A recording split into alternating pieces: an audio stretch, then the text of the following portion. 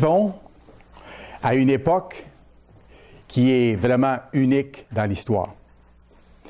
Et nous nous approchons d'un temps que le Christ décrit comme un temps où il y aura une détresse sans pareille sur la face de la terre.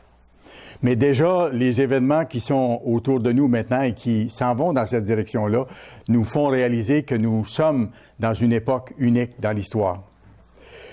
Ça nous a été donné de le comprendre, parce que pas beaucoup de gens sur la face de la terre comprennent vraiment le sens des événements qui se déroulent actuellement et où tout ça va mener, où tout ça va conduire.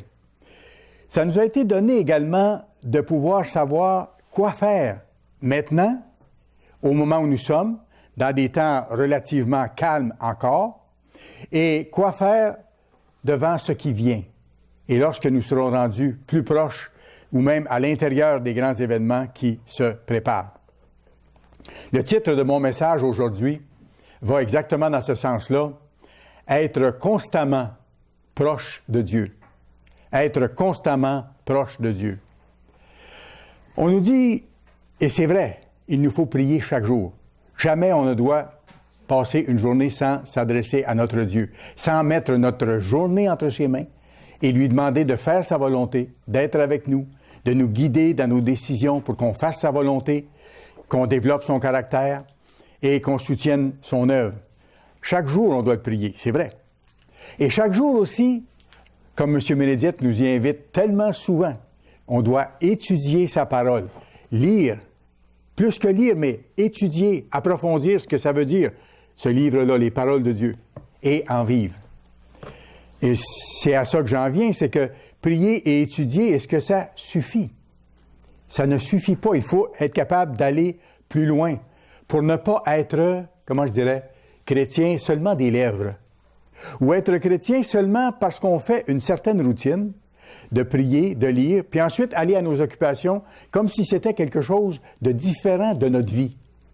C'est notre vie. On a été appelés pour appartenir à Dieu, pour changer de façon de penser, pour changer de façon d'agir, pour changer de façon de faire les choses, pour contrôler nos émotions, nos pensées, pour amener toute pensée captive à Christ, pour développer son caractère, pour agir de plus en plus comme lui agirait s'il était à notre place. Et c'est pour ça que je dis que ça ne suffit pas de prier et ça ne suffit pas d'étudier. C'est seulement la base. Ensuite, il faut aller plus loin et agir de tout cœur pour mettre en pratique les choses que Dieu nous montre. Comme la Bible dit, pour vivre de toute parole qui sort de la bouche de Dieu. Et si je le mets en termes temporels pour nous chaque jour, c'est de vivre constamment en étant proche de Dieu, en vous cherchant à faire sa volonté. À lui qui a tout créé, qui a tout fait toute la beauté qui existe dans les cieux, même dans les plantes, dans les animaux. Lui qui nous a donné la vie sur le plan physique et qui veut nous donner la vie sur le plan spirituel éternellement. Mais on a un rôle à jouer. Et dans ce rôle-là, il faut s'assurer d'être constamment proche de Dieu. Vous savez, au point de départ, il faut réaliser une chose. Nous sommes de niveau humain. Comme la Bible l'explique, on comprend les choses humainement et on comprend les choses physiques à différents degrés, avec les talents que Dieu nous a donnés. Mais ce qui est spirituel, par contre, ça dépasse le niveau de compréhension humain naturel. Ce qui est de nature spirituelle, ça dépasse le niveau de compréhension physique. Vous savez, il ne faut pas qu'on s'en limite à la connaissance de la Bible.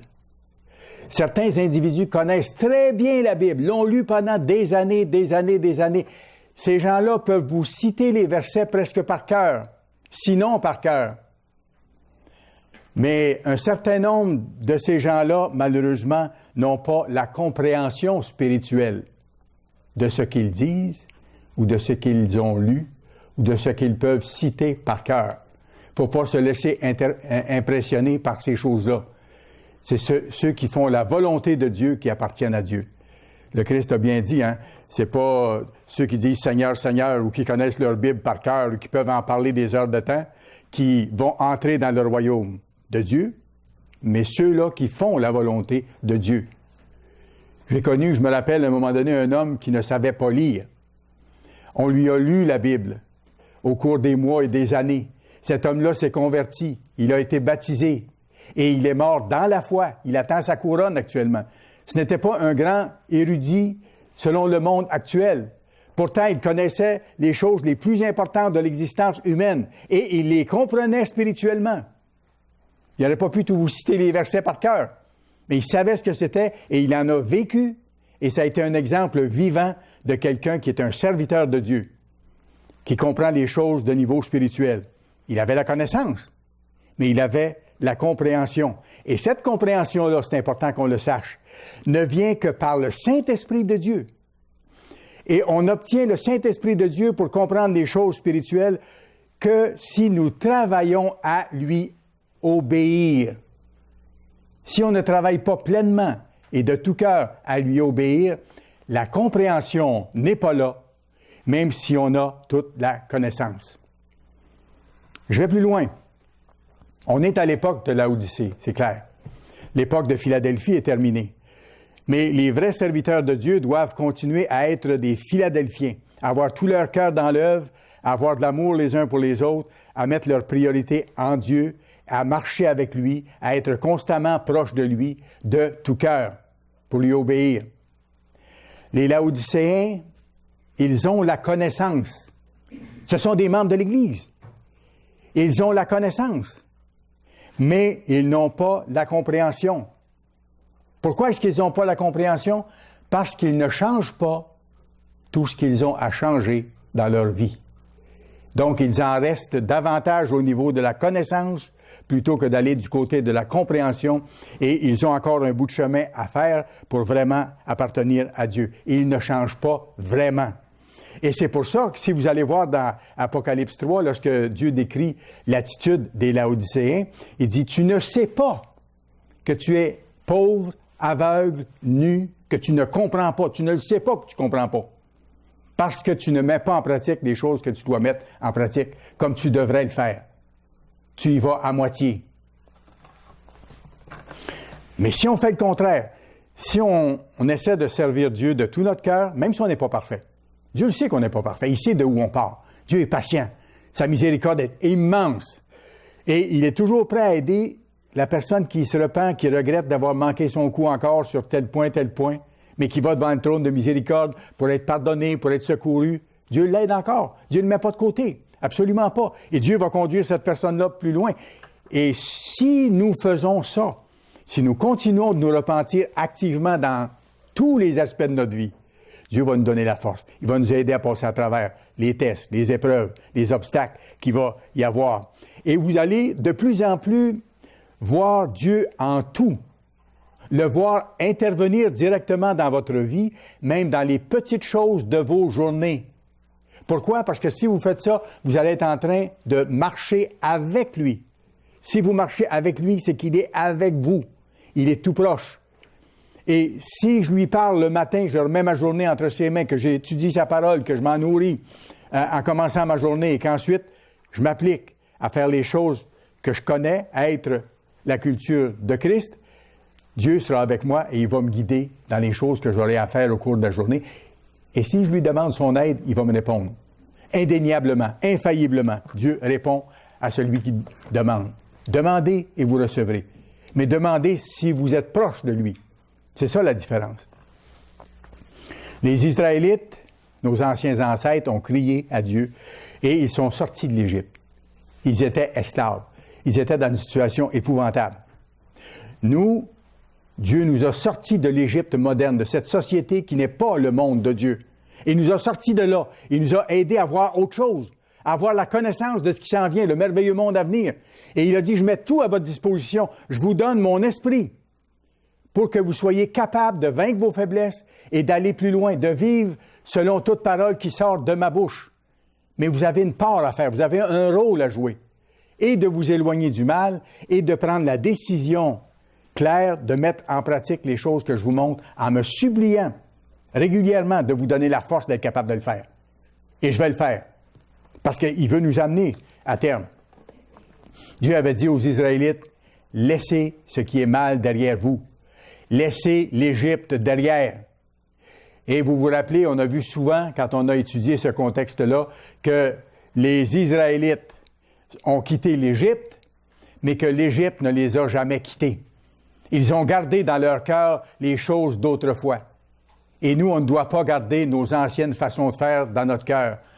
C'est un changement total auquel Dieu nous appelle, vraiment un changement total. Et c'est seulement avec son aide qu'on peut y arriver.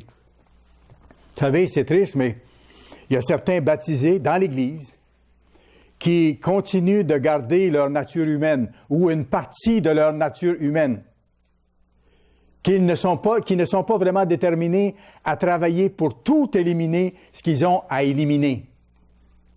Et ça, à ce moment-là, ça les place dans une catégorie qu'on appelle les Laodicéens, qui pensent être riches, qui pensent être arrivés, qui pensent entrer dans le royaume avec cette connaissance-là, mais sans vraiment travailler à changer dans leur vie.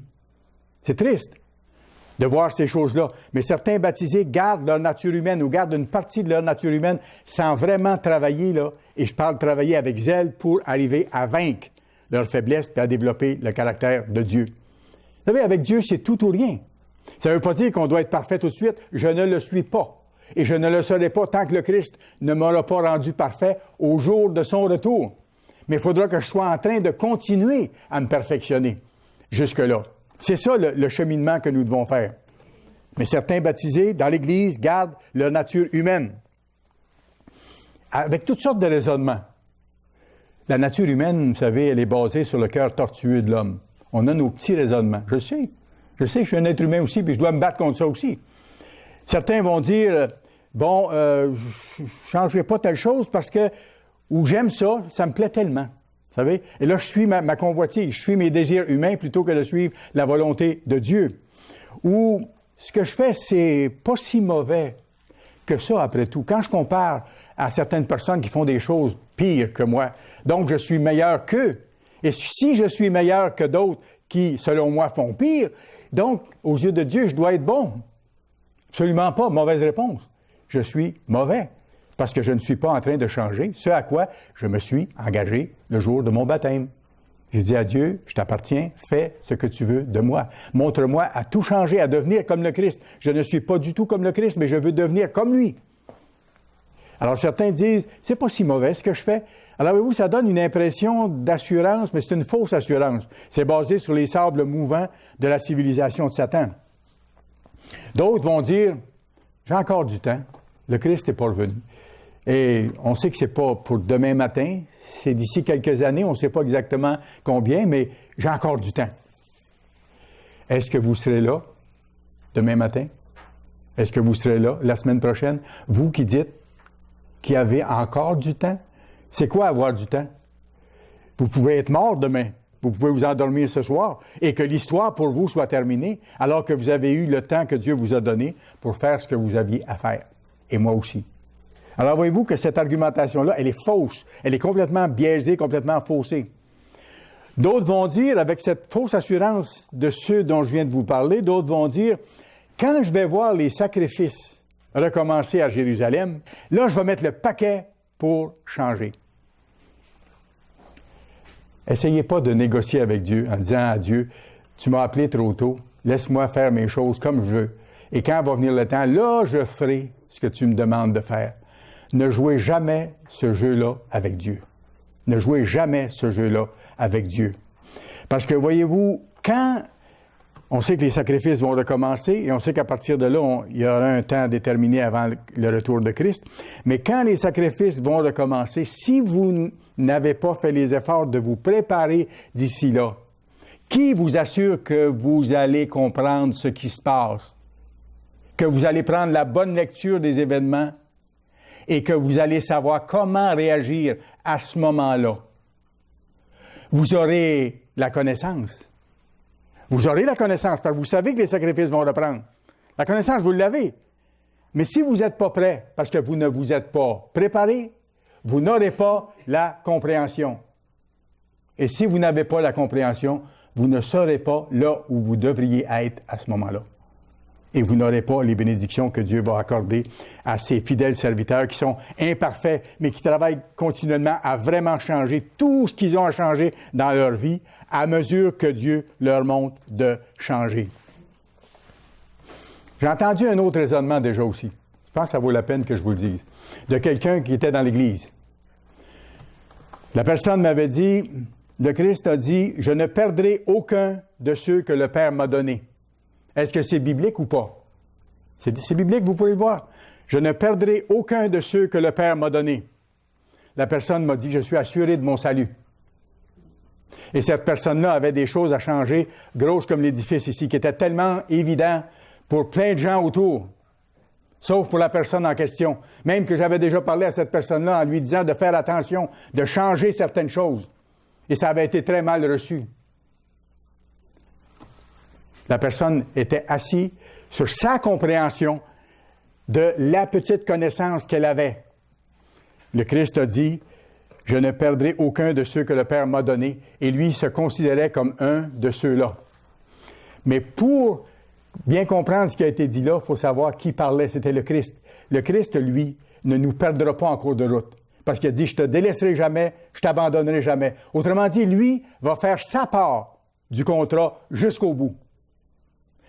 Si moi, je ne fais pas la mienne, il ne me gardera pas, par exemple. Mais ce qu'il était en train de dire ici, c'est « Moi, je vais faire ma part de sorte que si l'autre fait sa part, la personne va entrer dans le royaume. » Voyez-vous la différence? Il faut comprendre le contexte. Ce n'est pas appelé un jour et sauvé pour toujours comme si c'était fait éternellement. Absolument pas. Le Christ a dit « Moi, je vais faire ma part et moi, de mon côté, je ne perdrai aucun de ceux que Dieu a attirés à moi si la personne continue d'être fidèle. » On revient, c'est le même Jésus-Christ qui a dit « C'est pas ceux qui disent « Seigneur, Seigneur » qui vont entrer dans le royaume de Dieu, mais ceux qui font la volonté de mon Père. Et si je ne fais pas la volonté de Dieu, je ne serai pas là, même si le Christ a mentionné ça. C'est important. Allez dans 2 Chroniques, chapitre 15. 2 Chroniques, chapitre 15.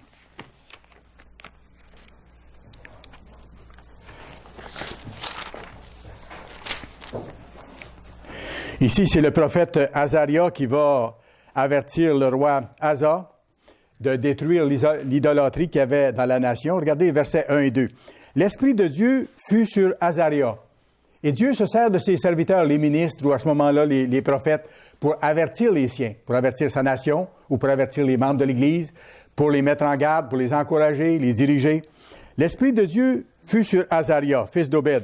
Et Azaria alla au-devant d'Asa et lui dit, « Écoutez-moi, Asa, et tout Juda et Benjamin. » Et regardez le principe sur lequel je veux attirer votre attention et que le prophète a mentionné au roi d'Israël. « L'Éternel est avec vous quand vous êtes avec lui. » C'est simple, hein? L'Éternel est avec vous quand vous êtes avec lui. Mais lui qui vous a appelé à changer, si vous ne changez pas, si vous ne travaillez pas à changer tout ce que vous avez à changer, comprenez-vous que l'Éternel n'est pas avec vous vraiment? N'est pas avec vous comme il pourrait être avec vous, pour vous bénir, pour vous aider, pour vous encourager. L'Éternel est avec vous quand vous êtes avec lui. Si vous le cherchez, vous le trouverez. Mais si vous l'abandonnez, il vous abandonnera. Si vous l'abandonnez, il vous abandonnera. Il parle ici à des gens que Dieu appelle, avec lesquels il a commencé à travailler. Ça nous dit comment faire pour s'approcher de Dieu. Puis ça nous dit comment faire pour s'en éloigner aussi, ou pour éviter de s'en éloigner. C'est pour ça que vous et moi, on doit se débarrasser d'abord de nos mauvaises pensées pour être capable de se débarrasser ensuite de nos mauvaises actions, de nos mauvaises réactions, de nos mauvaises émotions. On doit travailler au niveau de notre pensée.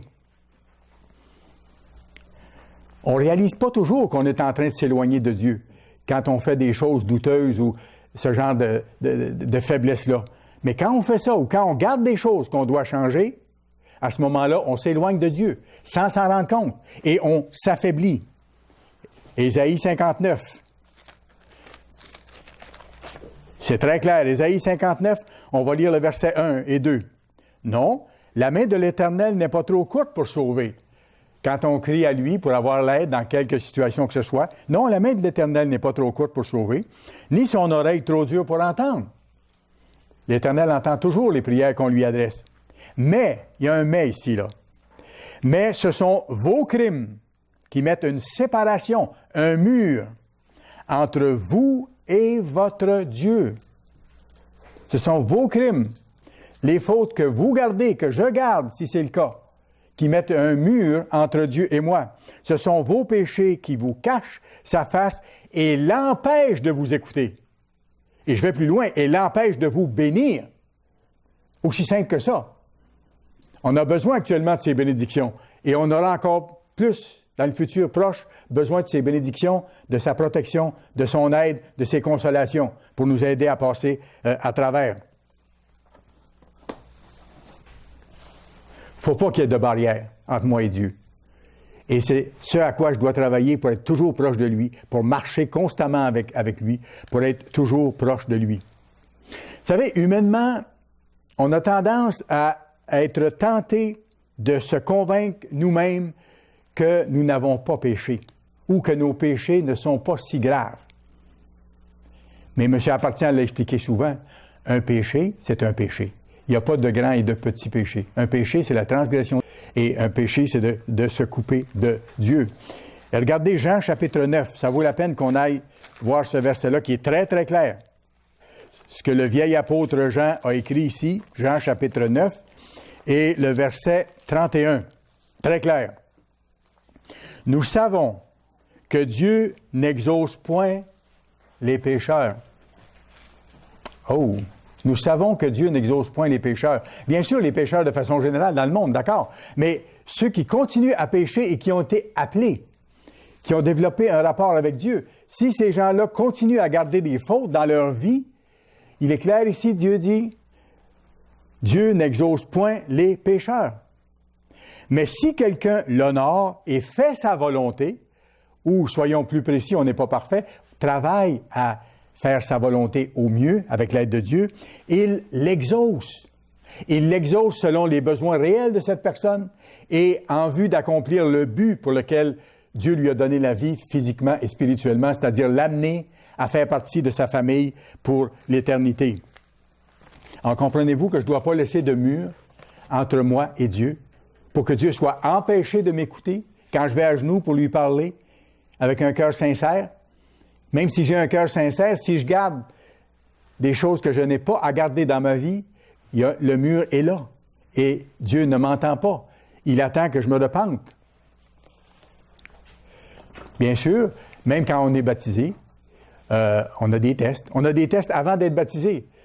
Vous qui avez été baptisé ici, vous savez qu'est-ce qui arrive lorsqu'on est sur le point d'être baptisé. Souvent, l'adversaire met des obstacles. Et pas de petits obstacles. Des fois, des grands moments de découragement ou des grands moments de doute. Et finalement, lorsqu'on vainc ces doutes-là par l'aide de Dieu, qu'on comprend ce que c'est que le baptême, qu'on comprend ce que c'est que cet engagement sacré qui a une portée éternelle, on passe par les eaux du baptême. Un ministre de Dieu nous impose les mains ensuite pour qu'on reçoive le don du Saint-Esprit. Et voilà, on appartient à Dieu. On est cette nouvelle créature qui commence une vie spirituelle d'un autre ordre avec l'aide de Dieu en nous, avec la présence du Christ en nous. Mais on continue pour autant à avoir des tests.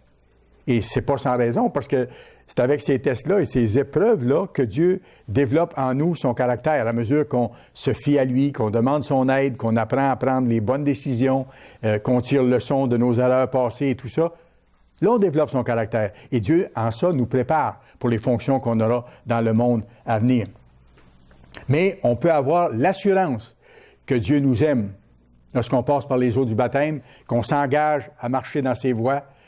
On peut avoir l'assurance que Dieu nous aime et que par sa force, nous allons pouvoir vaincre toutes nos faiblesses, que nous allons pouvoir passer à travers toutes les épreuves, quelles qu'elles soient, même les moments de découragement qui viennent, tôt ou tard, d'une façon ou de l'autre. Mais pour en sortir, c'est par la force de Dieu, c'est par la force du Christ en nous. Romains 8. Romains chapitre 8. Et on va lire le verset 34. Qui les condamnera?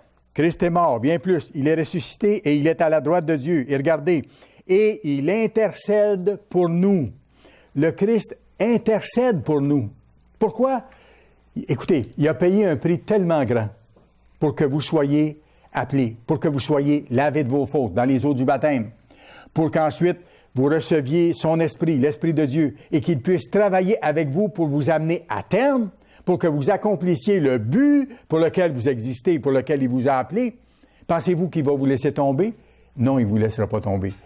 Il dit, je ne veux pas perdre personne de ceux que le Père m'a donné. S'ils se perdent, c'est leur choix, c'est leur responsabilité.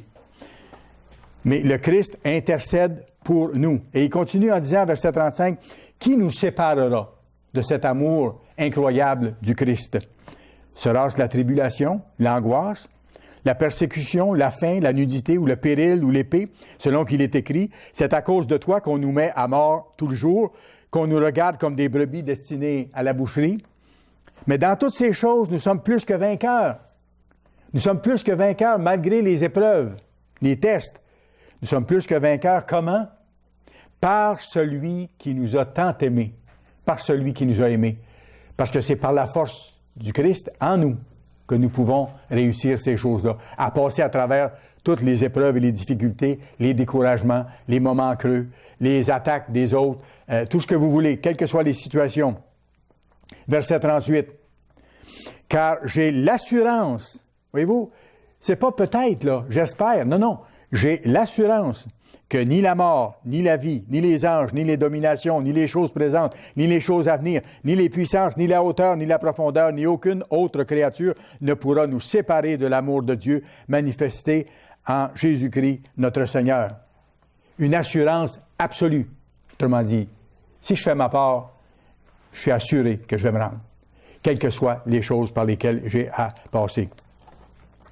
Bien sûr, on aura des hauts et des bas, mais nous devons toujours, en tout ça, être proches de Dieu. C'est la clé. Et demander à Christ, plus ça va, plus je demande souvent au Christ d'agir en moi. Je lui dis, Jésus, toi, tu es mon grand frère, combat en moi, combat pour moi. Aide-moi à voir les choses comme toi tu les vois, pour que ce soit agréable à Père. Et pour faire votre volonté, puis pour me préparer aux choses qui viennent.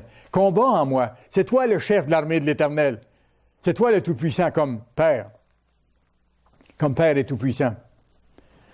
Et dans ce sens-là, la part que j'ai à faire, puis que vous avez à faire, c'est de constamment, en tout temps, travailler à maîtriser nos pensées, à maîtriser nos émotions, à maîtriser nos sentiments négatifs. Parce que ce sont autant de pièges, autant de moyens que l'adversaire utilise pour nous retarder, pour nous décourager, pour nous détourner et, en fin de compte, pour nous détruire. On est des êtres humains avec des émotions, avec des pensées, avec des sentiments, mais il faut les contrôler. Il ne faut pas se laisser contrôler par nos émotions ou par nos pensées. Et il y a moyen de contrôler nos pensées. C'est la maîtrise de soi. C'est un des fruits de l'esprit, la maîtrise de soi. Et ça vient comment, les fruits de l'esprit? Ça vient de l'esprit. Et il faut le demander. Ça aussi, il faut demander à Dieu qu'il nous l'accorde. Ou quand on a des doutes, demander à Dieu de nous aider à chasser ces doutes-là, à prouver les choses qu'on a approuvées. Et s'il y a des choses qu'on ne comprend pas, qui ne sont pas de notre ressort, demander à Dieu la sagesse de mettre ces choses-là sur la tablette en attendant que Dieu nous donne la réponse à nos questions. Tout simplement. Pas essayer de répandre ça non plus dans l'Église pour créer des problèmes à gauche et à droite. Si j'ai des questions, je vérifie les choses dans la Bible, je demande à Dieu de m'éclairer, je demande au ministère si c'est des choses que je peux avoir comme réponse, est-ce que je peux comprendre, formidable. Si je ne les comprends pas, je peux demander à Dieu de m'aider à les comprendre maintenant ou plus tard, quand ce sera son choix. Mais je ne remets pas en cause mon appel, la puissance de Dieu, son amour, le sacrifice de Christ, ce qui nous attend, ce que Dieu a promis. Je ne remets pas en question ça dans cette foulée de doutes qui peuvent venir et que l'adversaire peut entretenir. Dès qu'il y a des doutes comme ça, il faut que je sois sur mes gardes. Ou qu'il y a des pensées négatives, ou des pensées d'accusation ou de blâme à l'endroit de d'autres. Il faut contrôler nos pensées. Éphésiens 4.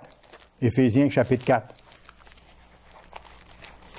On va lire ici, versets 1 et 2. « Je vous exhorte donc, moi le prisonnier dans le Seigneur, c'est Paul qui parle, à marcher d'une manière digne de la vocation qui vous a été adressée. » La vocation qui nous a été adressée, c'est l'appel qui nous a été adressé. Le Père vous a attiré vers le Christ. Et dans tous ceux qui avaient été attirés vers le Christ, selon la manière de réagir, le Christ a choisi. Le Christ a bien dit, c'est moi qui vous ai choisi.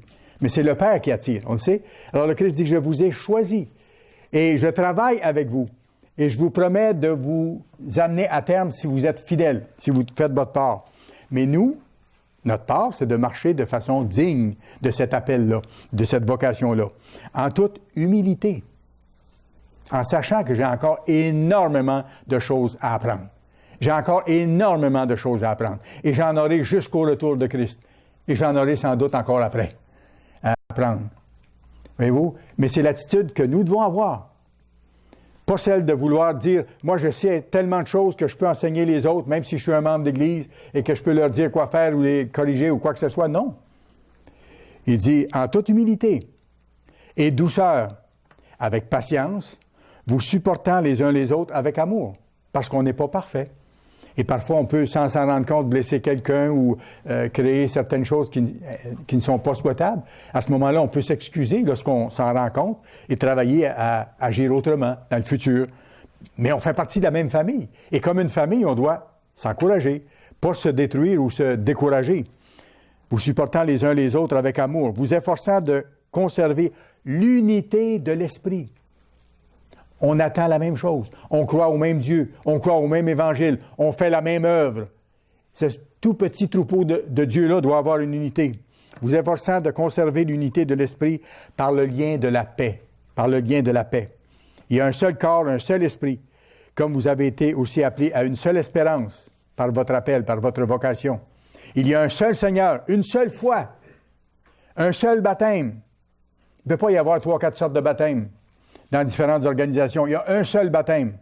Un seul Dieu et Père de tous, qui est au-dessus de tous, parmi tous et en tous. Et c'est pour ça qu'il nous faut marcher d'une manière digne de notre appel. Il y a un petit Dieu dans ce monde qui a caché la vérité à l'ensemble de l'humanité et qui veut nous amener encore à douter.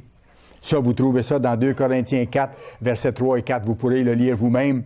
C'est que Satan a aveuglé les yeux des incrédules, et de sorte que l'humanité est encore incrédule face aux choses de Dieu. Et ça va loin, parce que beaucoup de gens, dans le christianisme, dans son ensemble dans le monde, beaucoup de gens croient en Dieu. C'est vrai. Mais très peu de gens croient Dieu, croient ce qu'il dit et croient ce qu'il dit de faire. Et c'est toute la différence. C'est toute la différence. Vous avez un grand nombre de religions chrétiennes, des petites et des grandes, qui croient Dieu, qui parlent de Dieu, qui croient en Dieu, je veux dire, et qui parlent de Dieu, mais qui ne croient pas Dieu et qui ne disent pas de faire ce que Dieu nous commande de faire. Et par ça, on peut identifier qui est de Dieu vraiment et qui ne l'est pas.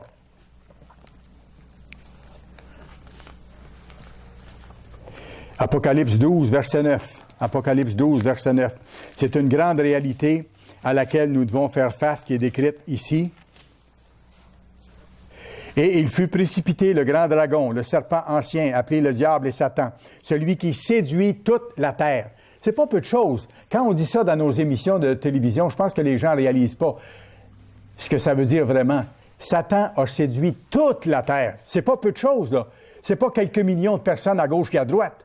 Toute la terre, toute l'humanité depuis le début de l'humanité. Il y a seulement les quelques-uns que Dieu a appelés au cours de l'histoire, très peu nombreux dans l'Ancien Testament, et les quelques-uns que Dieu a appelés depuis la fondation de l'Église par le Christ, lorsqu'il est venu, il y a environ 2000 ans, il y a seulement ceux que Dieu appelle le tout petit troupeau, qui comprennent ces choses-là et qui sont en mesure de savoir vraiment ce qui se passe en arrière-scène, qu'il y a l'adversaire de Dieu qui brouille les cartes, qui sème le doute et qui amène les gens sur une fausse piste totalement. Et il fut précipité, le grand dragon, le serpent ancien, appelé le diable et Satan, celui qui séduit toute la terre. Il y a juste ceux que Dieu appelle qui peuvent sortir de cette tromperie, comprendre qu'ils ont été séduits et apprécier la précieuse vérité que Dieu donne dans sa parole.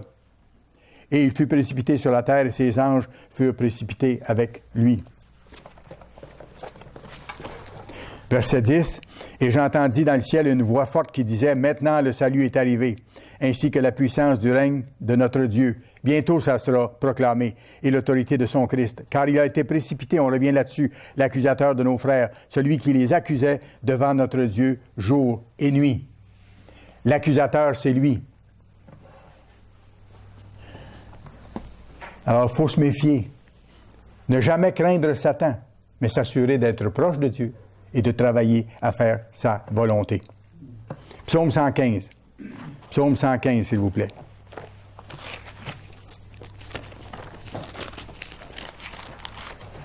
Psaume 115, nous allons lire les versets 1 à 8. Non, pas à nous, Éternel, non, pas à nous, mais à ton nom donne gloire. Nous devons être humbles, on vient de le lire. Tout ce que nous avons, nous l'avons reçu, y compris la vie, le souffle, la capacité de voir, d'entendre, la capacité de connaître, de comprendre, tout ça nous a été donné. Non, pas à nous, Éternel, pas à nous, mais à ton nom donne la gloire, à cause de ta bonté, à cause de ta fidélité. Pourquoi les nations diraient-elles, où donc est leur Dieu? Notre Dieu est au ciel, et il fait tout ce qu'il veut. Il fait tout ce qu'il veut. Par contre, il ne force personne. Il nous laisse le libre choix. Mais à un moment donné, il va tracer la ligne. Et quand la ligne sera tracée, ce sera terminé. Ceux qui auront eu à choisir devront avoir choisi et fait les choses qu'ils devaient faire. Leurs idoles sont de l'argent et de l'or. Elles sont l'ouvrage de la main des hommes. On parle de la société en général ici. Elles ont une bouche et ne parlent point. On voit toutes les statues dans les églises. Elles ont des yeux et ne voient point. On voit les gros Bouddhas, les religions du monde qui ont toutes sortes de figures représentant, selon leur conception humaine, qui pourrait être Dieu. Elles ont des yeux et ne voient point. Elles ont des oreilles et n'entendent point. Elles ont un nez et ne sentent point. Elles ont des mains et ne touchent point, des pieds et ne marchent point. Elles ne produisent aucun son dans leur gosier. Ils leur ressemblent, ceux qui les fabriquent. Je comprends, parce que ceux qui fabriquent ces dieux-là fabriquent des dieux à leur image.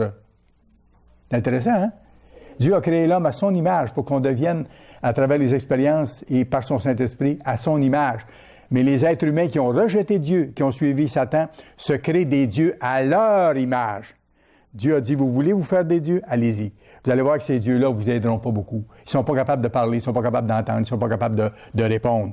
Ils leur ressemblent, ceux qui les fabriquent, tous ceux qui se confient en elles. Il y a une différence entre Dieu et ses voies et ses œuvres et Satan et ses œuvres. Je me rappelle en 2014, quand on est allé à la fête en Europe, on avait visité des lieux historiques et sur cet emplacement-là, il y avait une grande cathédrale ou une église catholique. Et il y a un jeune homme que j'aime bien dans l'église, qui est né dans l'église d'ailleurs, qui a grandi dans l'église, un adolescent qui était avec moi. Et on se promenait dans cette église-là. Et à un moment donné, on est arrivé devant une niche creusée où il y avait une statue d'un supposé saint ou de la Sainte Vierge, de quelqu'un qui était mort, qui a été canonisé. Et puis, en avant de la statue, c'était plein de bougies, là, de lampions que les gens avaient payé pour allumer. Et le jeune homme m'a dit, « Monsieur Brochu, c'est quoi tout ça? » Lui, il connaissait pas ça. C'est la première fois qu'il voyait ça en face comme ça. Alors, je lui ai dit, les gens viennent ici, pensent que la personne qui est soi-disant représentée là, elle est vivante quelque part, et pensent que cette personne-là pourrait lui répondre, leur répondre. Alors, ce qu'ils font, ils achètent au ministère de l'Église des chandelles ou des lampions, ils mettent le feu et le font brûler en espérant que ce soi-disant saint ou que cette statue réponde à leur prière. Il dit, ça n'a pas de bon sens. Je le sais. Dieu nous a révélé autre chose que ça. Mais c'est ce que Dieu décrit ici. Et c'est vraiment frappant. C'était beau de voir un jeune qui n'avait jamais été exposé à ça, voir comment c'était insensé de faire du feu en avant d'un bout de plâtre, en espérant que le bout de plâtre allait l'aider, allait les aider. J'ai aimé l'expérience. 1 Pierre chapitre 5. 1 Pierre chapitre 5. Ce qu'on a à faire, nous. On connaît mieux que ça. On connaît la vérité. Il y a une seule vérité. Il y a une seule foi, un seul baptême, un seul Dieu, un seul avenir formidable que Dieu réserve à ses serviteurs fidèles et qui va offrir au reste de l'humanité quand Christ sera revenu. 1 Pierre, chapitre 5 et le verset 8. « Soyez sobres. » Ça, c'est ce qu'on doit faire pour être proche de Dieu et rester proche de Dieu. En anglais, c'est « soyez self-controlled ». Ayez la maîtrise de vous-même. Ça revient à ça, ce que je vous disais tantôt. Maîtriser nos pensées, nos émotions, nos réactions. Ne pas suivre nos pensées automatiquement. Ne pas suivre nos émotions. Ne pas suivre nos doutes, mais les remettre en question et crier à Dieu lorsque ça vient pour avoir l'aide nécessaire pour les contrôler. Soyez sobres. Veillez. Votre adversaire, le diable, rôde comme un lion rugissant, cherchant qui il dévorera. Il a commencé ce stratagème-là dans le jardin d'Éden avec Ève et Adam. Et il le continue jusque de nos jours et il va continuer jusqu'à la fin. Il est là, il travaille ses démons aussi. Alors, il faut être modéré dans tout. Il faut avoir la maîtrise de soi-même. Et il dit, soyez sobres et veillez. Veillez, ça veut dire regarder ce qui se passe dans le monde, comme les nouvelles que je vous ai annoncées tout à l'heure. Le rôle du ministère dans l'Église, c'est de donner aux membres l'information du sens des événements prophétiques qui s'accomplissent, pour qu'on sache où on est rendu et qu'on continue de se préparer. C'est fort parce que même les dirigeants du monde, pour la plupart, ne comprennent pas ce qui se passe. Comme par exemple dans la situation économique financière dans laquelle le monde dans son ensemble se trouve actuellement. Très peu de gens le comprennent, même les grands économistes et les chefs d'État, ou un certain nombre d'entre eux, s'ils le comprennent, ils font semblant de ne pas le comprendre pour être capables de continuer à garder leur poste et à faire croire aux gens que ça va continuer de bien aller. Comme ils ont dit avant la crise de 1929, une semaine ou deux avant, les grands économistes et les dirigeants disaient « Non, il n'y a pas de problème, il n'y a pas de crise qui s'en vient, tout est sous contrôle, tout va bien ». Exactement le même discours qu'on entend maintenant, alors qu'on voit les failles dans le mur du système monétaire international et que le dollar américain est bientôt mis à risque de façon majeure. J'aurais à vous en reparler avant longtemps, mais les gens ne le voient pas. La catastrophe financière approche et la plupart des gens ne le voient pas et pensent que tout va aller bien, comme par magie, comme par miracle. Non, ça ne sera pas comme ça. Ça ne sera pas comme ça. Restez proche de Dieu. Fuyez le péché, ne vous découragez jamais. Tenez bon dans ces choses-là. Et Dieu va vous donner la force de surmonter toutes les circonstances et de vaincre vos faiblesses. Verset 9. Résistez-lui. Résistez à Satan. Avec quoi? Avec une foi ferme. Croyez ce que Dieu dit. Quand Dieu dit « Je vais vous protéger, je vais vous défendre ». Avec une foi ferme, sachant que les mêmes souffrances sont imposées à vos frères dans le monde. Et c'est vrai. Vous n'êtes pas les seuls, ou vous n'êtes pas le seul ou la seule à avoir les souffrances que vous avez. Les autres dans l'Église, dans le monde, passent par les mêmes choses. Et les gens du monde qui ne connaissent pas Dieu passent également par des souffrances, et parfois des souffrances beaucoup plus grandes, et des inquiétudes beaucoup plus grandes, ne sachant même pas ce qui vient. L'angoisse d'être devant le néant, d'avoir à rencontrer des situations épouvantables, mais n'ayant pas de réponse à leurs questions, ni de réponse à leurs doutes ou à quoi que ce soit dans ce sens-là. Nous, on peut garder les yeux sur le Christ, celui qui donne la foi. Et je peux lui demander de m'en donner davantage. Donne-moi ta foi, Seigneur Jésus. Je sais que ma foi, elle n'est pas solide. Ma foi humaine ne vaut rien. Donne-moi ta foi. Aide-moi à voir les choses comme toi tu les vois. Et donne-moi la force de faire ce que je dois faire. Combat pour moi, combat en moi. Vous et moi, on doit avoir les yeux sur le Christ dans les semaines et dans les mois qui viennent. C'est lui, notre grand berger. Vous irez voir dans Jean 14, verset 6. « Je suis le chemin, la vérité et la vie. Je suis le chemin, la vérité et la vie. » Il n'y a pas deux vérités. Il n'y a pas deux vérités.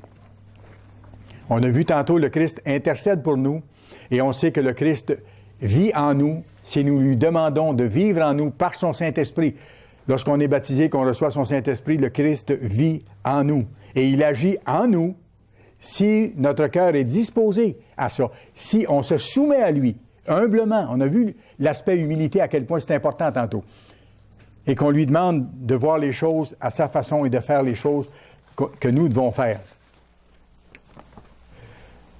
Vous irez voir dans Romains 8, 28, « Toute chose concourt au bien. » De qui? De ceux qui aiment Dieu. Et c'est qui ceux qui aiment Dieu? 1 Jean 5, verset 3 le définit clairement. 1 Jean 5, verset 3, c'est ceux qui gardent les commandements de Dieu. C'est extrêmement simple. Ceux qui aiment Dieu, ce sont ceux qui gardent ses commandements. Pas à demi, mais qui mettent tout leur cœur, malgré leur faiblesse, malgré qu'ils n'y arrivent pas parfaitement, mais qui mettent tout leur cœur à le faire. Ésaïe 55. Ésaïe, chapitre 55. Et nous allons lire à partir du verset 6.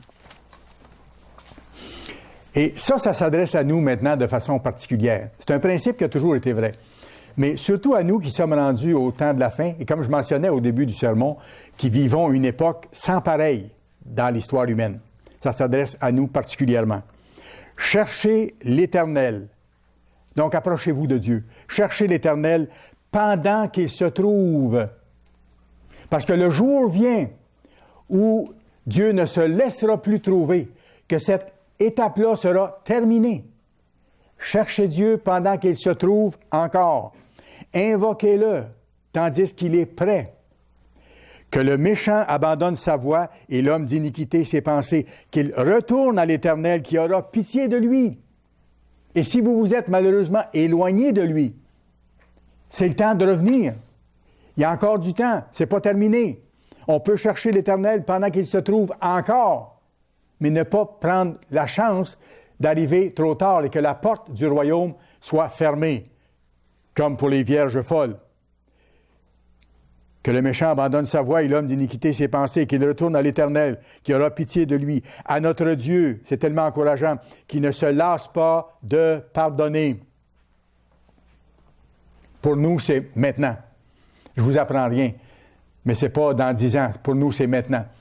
Et pour qu'on soit prêt un peu plus tard, lorsque les événements vont se bousculer, lorsque les prophéties vont se réaliser de façon éclatante, il faut que nous nous préparions maintenant. Si nous ne sommes pas prêts maintenant, là où nous sommes, nous ne serons pas prêts plus tard. Tout ça va ensemble. Michée 6, verset 8.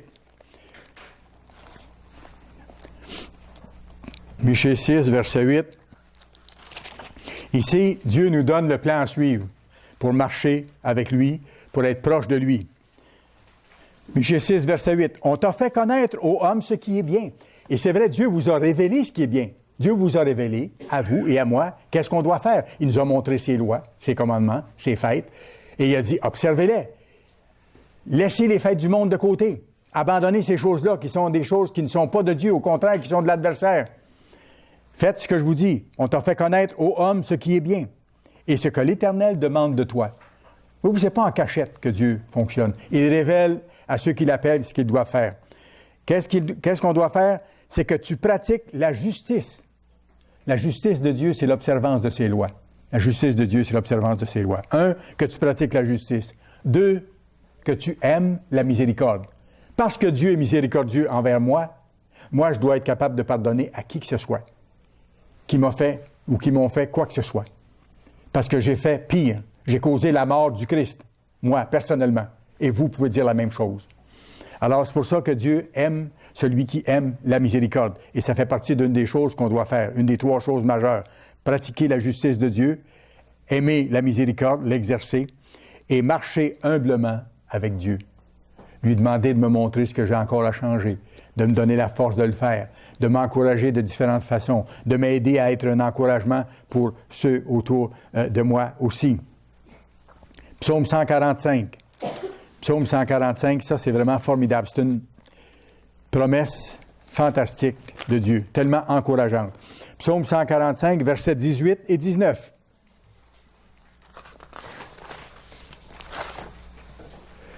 Verset 18. L'Éternel est près de tous ceux qui l'invoquent.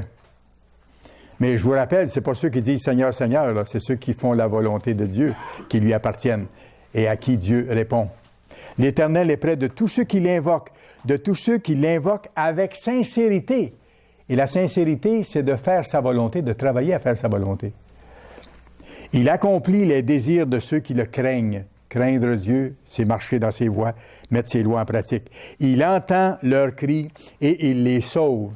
Non seulement maintenant, dans cette vie physique, de toutes sortes de façons et de toutes sortes de dangers, mais il va les sauver en leur donnant le salut éternel. Il va les sauver de la mort éternelle en leur donnant la vie éternelle. Quand Dieu nous appelle, il nous montre clairement le chemin qu'on doit suivre.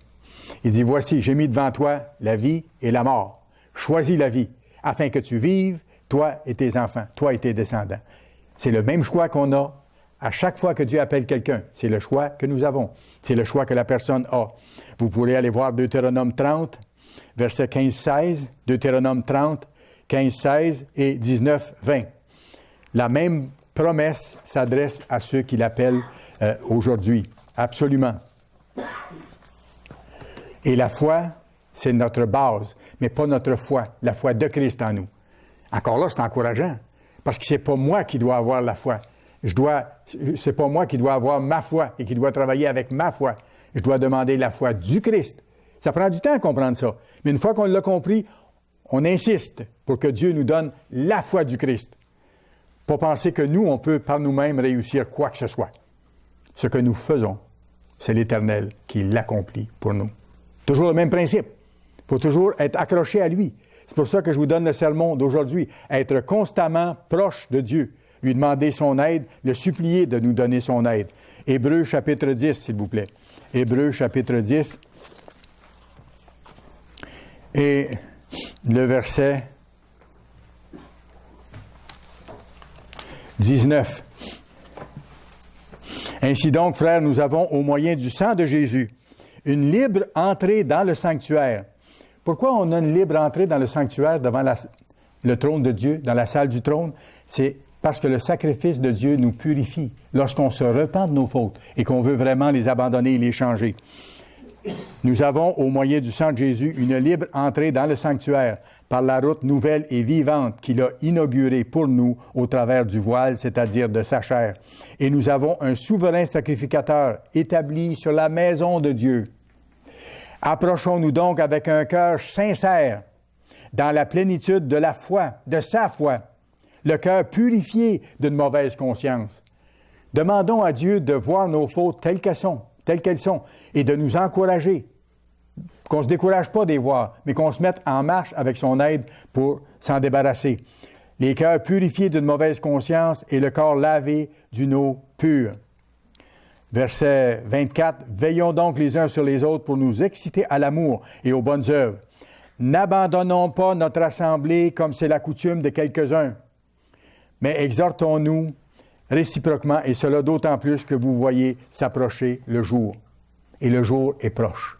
Et c'est pour ça que notre observance du sabbat, que notre présence aux saintes convocations est absolument importante. Et c'est ce que l'apôtre Paul leur mentionne ici. Il nous faut rejeter tout ce qui n'est pas de Dieu. Jacques chapitre 4. Jacques chapitre 4. Jacques chapitre 4, on va lire le verset 7 et 8.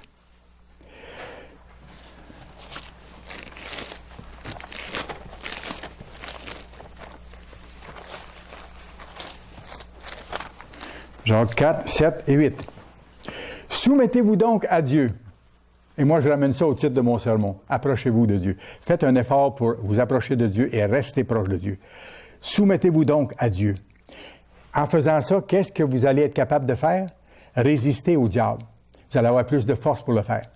Mais je vous donne le sermon en même temps pour que vous soyez conscients qu'on peut maîtriser par la force de Dieu nos pensées, nos émotions, nos réactions, pour être capable justement de résister au diable, aux doutes qu'il peut amener aussi.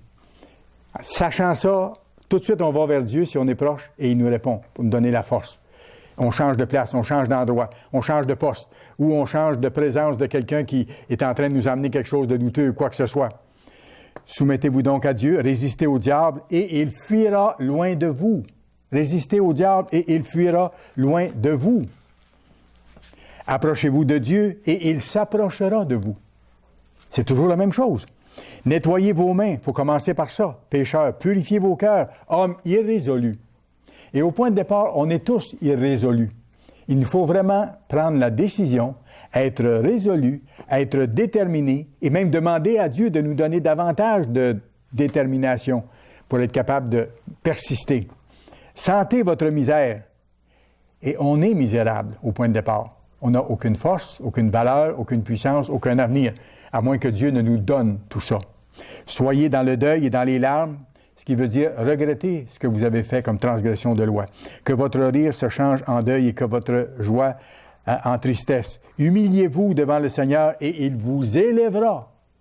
Si je fais ça, si je marche humblement avec Dieu, en lui demandant de me transformer, de me montrer ce que j'ai à changer, de me donner la puissance nécessaire pour y arriver, à ce moment-là, je me prépare au jour où Dieu va m'élever pour devenir un membre de sa famille et pour travailler dans le monde à venir. Vous savez, les calamités frappent de plus en plus dans le monde. Je ne vous l'apprends pas. Vous regardez les bulletins de nouvelles chaque jour et c'est justement frappant de voir à quelle vitesse les choses vont et comment les malheurs se multiplient dans le monde. Ça avait été écrit, ça avait été annoncé. Nous sommes rendus à cette époque-là.